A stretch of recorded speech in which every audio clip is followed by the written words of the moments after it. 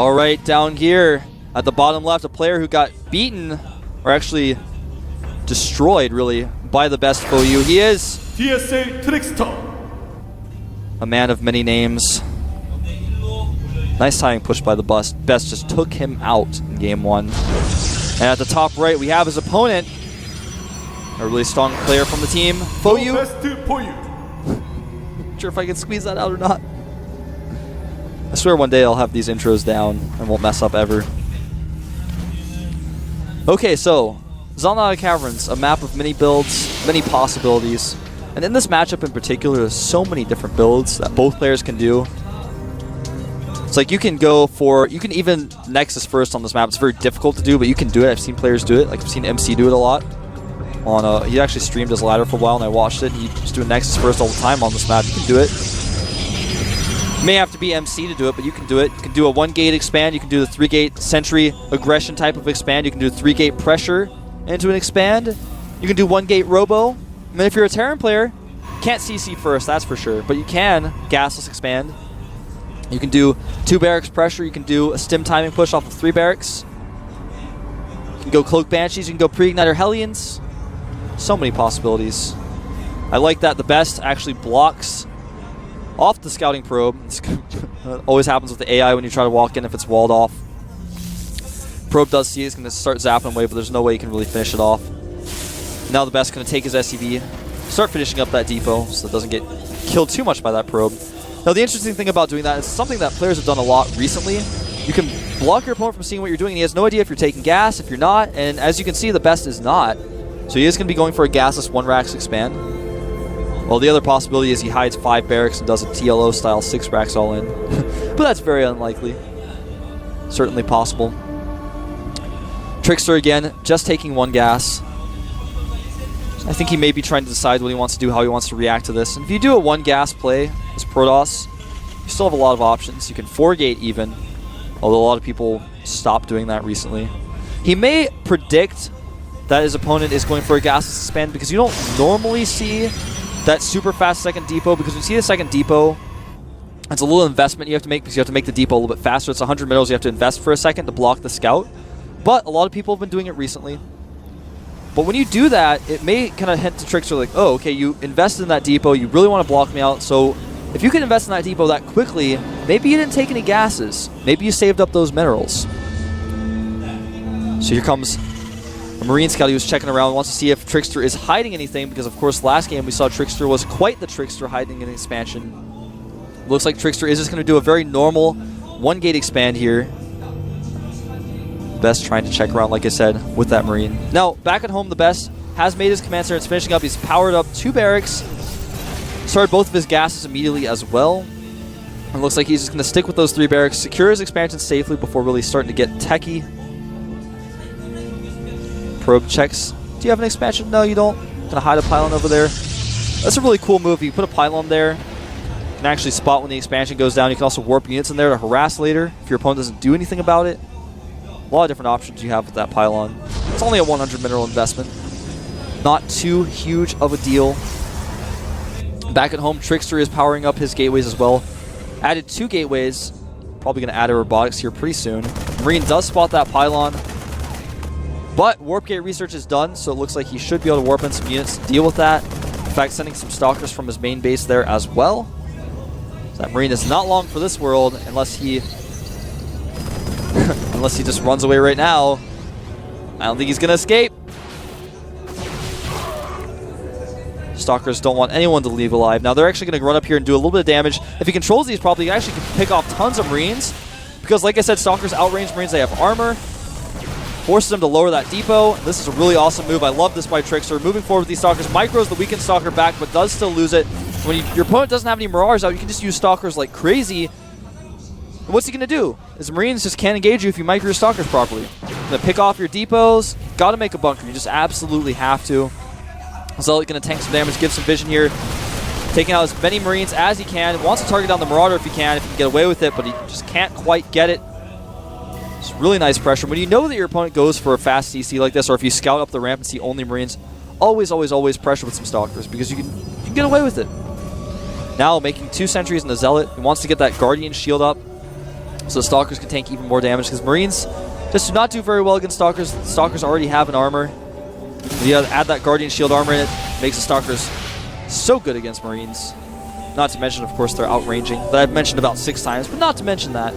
Ooh, fast Ghost Academy going up for the best, so he really, really wants to put some pressure on after he gets that command center out. He gets some ghosts out there, EMP sentries.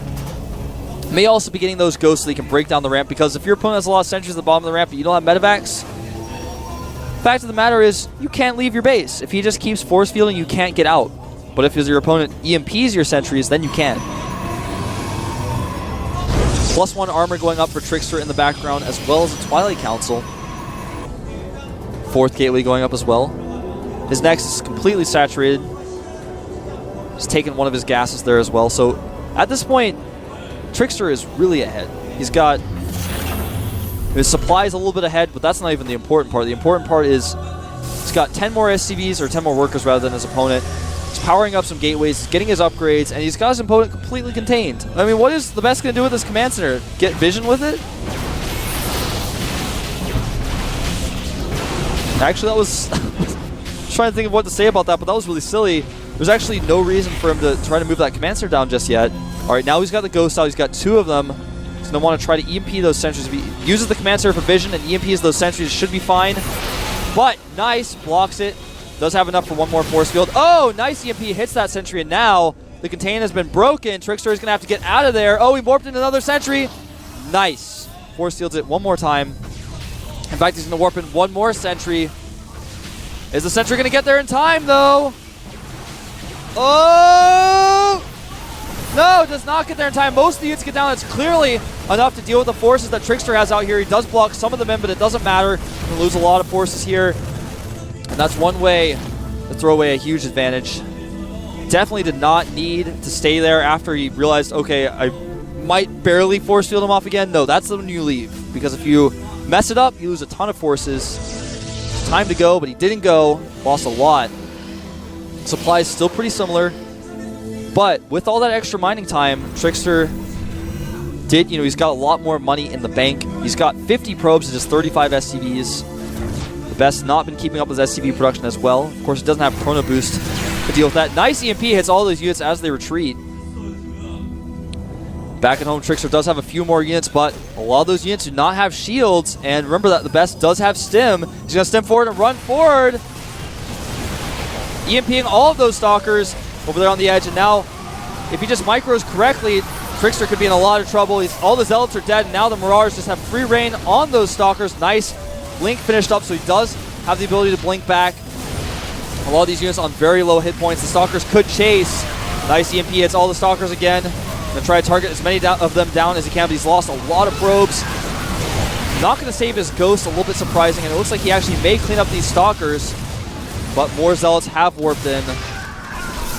Loses the Ghost. Really surprised he didn't try to save those Ghosts. Uh-oh, bad rally by TheBest, trying to move some of these Marauders forward. I think he probably should have gone home with those, but actually, with no Stalkers out, can kite the Zealots forever, doing more and more damage to the probe line. TricKsteR needs to warp in some more ranged units because the Zealots just are not cutting it at this point. That 1 Stalker and Sentry helping out significantly, but here come even more units for TheBest. He wants to end this game now. Picks off another Zealot. More Sentries warping in. Nice! Picks off one of the Sentries that were warping in, and now TheBest takes a 10 supply lead. Cleaned up a lot of those workers. And basically, when TricKsteR was warping in all those Sentries, that's a lot of gas spent, so it makes it very difficult for him to tech. But meanwhile, he has actually gotten charge. He did get +1 for his attack. He already had +1 armor when that attack occurred, so he has 1/1 upgrades right now. And TheBest, he's got a lot of Marauders out, lost his Ghosts, but the crucial thing are those two flying units. Just came across the screen right there, those yellow ones. They're called medevac dropships. When you have stim and medevacs and your opponent doesn't have AoE damage, it gets pretty hard to deal with it. Factory is spotted here in the middle of the map. Trying to see if TricKsteR is moving out. Once you already have your starport up and you don't really plan on making a second one for a while, you can kind of throw that factory away for scouting. Gives you good opportunities like this one to run forward and try to do damage. He's got some Ghosts here. Is he going to EMP? Oh, not enough energy on those Ghosts. The Ghosts actually trying to stay alive. The medevac does prioritize those Ghosts, though. One of them died, but the second one was lifted up by the medevac. Has to be very careful with how he engages this. If you have a Protoss army engaging when your opponent has medevacs, once you reach that point where you're just not killing your opponent, you're doing damage, the medevacs are just going to out-heal the DPS. You're going to lose all your stuff. So you got to be very careful. TricKsteR pulling back just at the right moment. Factory spotted again. He's trying to take that factory out in the middle of the map. Did get a shot of the best base. As you can see, he's up to 4 barracks now. He's got that reactor to starport. Archon's being made back at home for TricKsteR. He did have that Templar Archives, but he knows if his opponent tries to attack him right now, he's not going to have enough time to research Storm, so he hasn't started that Storm research yet. Just getting those Archons out, because Archons do pretty well against Bio. They do bonus damage to biological units. Very unique in that regard. Factory effect was a little, a little glitchy there. Factory parts staying on top of that Stalker's head. So, right now for supplies, it's dead even. TricKsteR, though, lost a lot of important units. He lost a lot of gas, important sentries. Third base is going up for the best. It's actually almost done. TricKsteR kind of thinking about taking a third base here, as you can see. Wants to break down those rocks. TheBest, it looks like he wants to take his third safer expansion, but he could, if he wanted to, take the gold base. He's got pretty strong amount of units, and TricKsteR, like I said, he doesn't have Storm yet. In fact, he's not even researching it. He's just sticking with those Archons right now. We've got Charged Zealots, Stalkers, and Archons, though. Don't always even need Storm. All depends on how many Mirage your opponent has. The Concave he has, because if your opponent has a better Concave than you and you just don't have Storm and he's kiting your Zealots, it gets really bad. It's really, really bad. In this matchup, it's a matchup where if you don't win the fight convincingly as a Protoss player, you have to be ready to win the fight. And I'm not saying that Protoss have an advantage in this matchup, but I mean Terrans rather. But I would like to say if you don't win the fight convincingly, hold that thought. Dropship is spotted. Uh-oh, he doesn't have vision of his own base to jump up there and blink his Stalkers up, so he's got to run the long way around. Actually, he's not even sending his forces back at all. Gonna target down this pylon, which will unpower the Cybernetics core and 2 of those gateways. Now he's targeting down pros, but here come the Charged Zealots. Looks like he's not going to be able to get over there because the dropship falls. The Zealots chasing around. Killed a Warping End Sentry. Killing a few more probes as well, but those units do go down. +2 finishes up. And in fact, TheBest, if he was extremely observant, would have noticed that. Finished up right as he was getting into there. Templar Archive still not researching Storm, so TricKsteR just wants to stick with this Archon tech. Using the High Templar only for Archons. In fact, he's not leaving any isolated Templar. Doesn't want to use any feedbacks. You may want to consider it, though, because there are a lot of ghosts out on the map. Feedback quite good against medevacs as well. You can use Templar defensively, snipe medevacs that come into your base. And TheBest, he's just now about to land his Command Center. That Command Center has been up for a while. Scans, wants to make sure that it's safe. And uh-oh, some ghosts going to come forward here. He wants the EMP. Fortunately, though, was not able to seize that opportunity. Really similar supplies right now, but TricKsteR has not even started a third Nexus. And in fact, that's what TheBest is moving over here to scout for. He wants to see, oh, do you have a third base? Oh, nice blink forward. Snipes a ghost. EMP actually is dodged. And dodging an EMP with blink is like dodging a bullet. I wonder what that's like. You know, you're like, see an EMP coming, you see the rocket, and you just blink out just in time. And here he comes down to that third base location, picks off a pylon. He's actually just going to run up here. He's got a really good position. Nice EMPs, hitting some sentries. Going to hit some of these Archons as well. Wants to target down one of those gates. He can just back away if he needs to. Stalker's trying to blink forward. Ghost a little bit vulnerable here to the Archons. 2 ghosts fall. The third ghost falls as well. That Colossus is out. And TheBest may have overextended himself here. He may have just realized, should have realized, oh, you've got a lot of units there. I should just back up. But now he's starting to lose a ton of forces as TricKsteR pulls ahead in the supply count. And actually, TheBest going to send some reinforcements over here, but I don't think he has enough. He shouldn't have even sent these forward. Now he's going to lose his entire army. And whoa, TricKsteR, man. Don't attack him if he's got a strong army, because you may think you might be able to pick off a Nexus, pick off a Gateway maybe. No, TricKsteR, he's got your number. In fact, he's going to target down this Command Center himself. And these SCVs probably don't really have anywhere to run. They're going to try to run around the back. There's so many splash damage units. He's got the Colossus. He's got 2 Archons in there. Right now, 133 supply for TricKsteR. 97 supply for TheBest. TheBest going to try to force the cancel on this Nexus. He may be able to do it. He's got some Marauders over here. Nexus getting low. And it looks like he is actually just going to force the cancel. It looks like he almost killed it, but not quite. Going to lose all of his Mars. Tries to get the Colossus. Doesn't even get that. Losing so many units here. TricKsteR looking like he is in a pretty good spot. He was looking like he was kind of down. Didn't have that third base up. His opponent had that third base up and running. But TheBest got a little too aggressive. You don't have to be that aggressive when your opponent doesn't have a third base, and you do. When you see, oh, you didn't make a Nexus yet, you can just leave. You don't actually have to try to force your way into an engagement. He didn't control his Ghost properly. Now he just doesn't really have an army to deal with the army that TricKsteR is moving forward with here. Some nice EMPs, but will they be enough? Zealot's taking out all those Ghosts. The Archons are getting pretty close to it. GG. Wow. A little bit of a turnaround there. TheBest having a significant advantage, having that faster third base, but tried to be a little too aggressive. It's a big problem that a lot of players have, not only players in general, but pro players even. As you can see, kind of have that problem. And Shoei coming in there, telling him it's all right, you'll be fine. He's probably just telling him, you shouldn't have attacked there. And Shoei's like, yeah, I realize now. I know. I realize my mistake. That's a lot of times for coaches or pro gamers, that's how the conversation goes. Come in there and you tell them, hey, you did great, but you just made this one mistake. And the player's always like, yeah, I know. I wish you were telling me when I was attacking that I shouldn't have done it. Well, I understand my mistake now. And it's always good to have coaches in there. Now, TSL coach Lee coming in there. He's actually the friendliest coach I've met here since I've been here.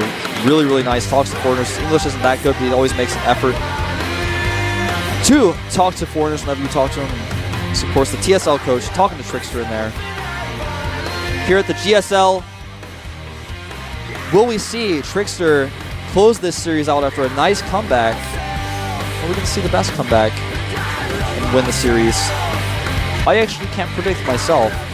After the first game, I thought, oh, TheBest is pretty good, but that was a nice timing push. Not really sure. And then the second game, TricKsteR showed us that even from behind, he can come back. And I was thinking, at the beginning of that game, wow, TheBest took out a lot of his stuff. TheBest is pretty good. I think TheBest is going to close the series out easily, but made a few mistakes there, and TricKsteR capitalized on that. The map is going to be dual site, a relatively interesting map. It's not too big, it's not too small. It's a medium-sized map like Xel'Naga Caverns. A lot of different bases there, some gold bases as well. A lot of map control situations in the middle. Map control very important on this map, so you see a lot of that bouncing back and forth. So who's going to take Game 3 and close out the series to advance to the round of 16? We'll find out here in just a minute at the GSL Super Tournament. I am Wolf, and I don't have a co-caster.